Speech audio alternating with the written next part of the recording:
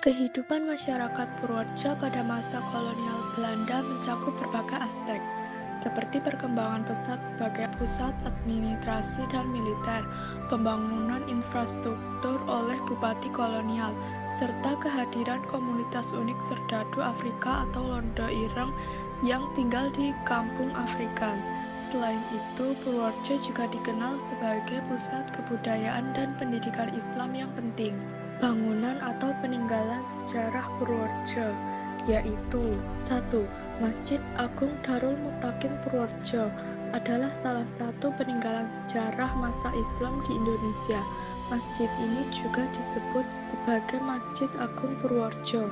Masjid Agung Purworejo berdiri di Kampung Kauman, Desa Sindurjan, Kecamatan Purworejo, Kabupaten Purworejo, tepatnya di sebelah barat alun-alun Purworejo. 2. Museum Tosan Aji adalah bangunan yang didirikan atas prakarsa Menteri Dalam Negeri Suparjo Rustam dan diresmikan pada tanggal 13 April 1987 oleh Gubernur Jawa Tengah Ismail.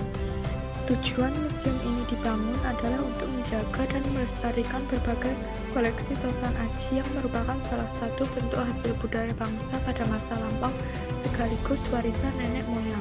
3. Rumah masa kecil Jenderal Ahmad Yani yang berada di Desa Rendeng, RT 1 RW 2, Kecamatan Gebang, Kabupaten Purworejo, Jawa Tengah. Bangunan tua ini memiliki arsitektur bergaya Belanda dengan ciri khas dinding bercat putih, jendela besar berwarna abu-abu dan berhiaskan tegel. Kini rumah tersebut masih terawat dan ditempati oleh kerabatnya. Tokoh lokal Purworejo pada masa kolonial yaitu 1. Kasman Singodinedjo, pahlawan nasional yang lahir di Purworejo dan pernah menjabat sebagai Jaksa Agung. 2. Jenderal Ahmad Yani, salah satu dari 7 pahlawan revolusi yang gugur pada peristiwa G30S. 3.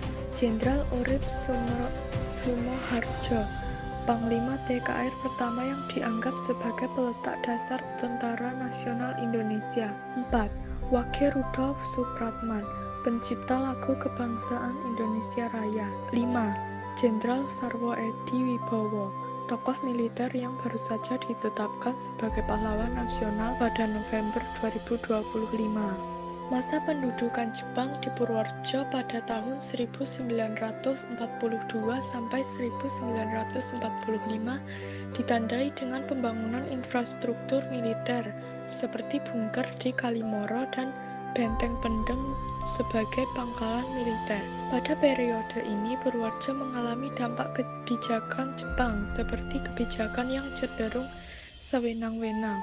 Namun ada juga kebijakan positif seperti program pangan dan munculnya kesadaran nasionalisme melalui badan-badan seperti Bujinkai.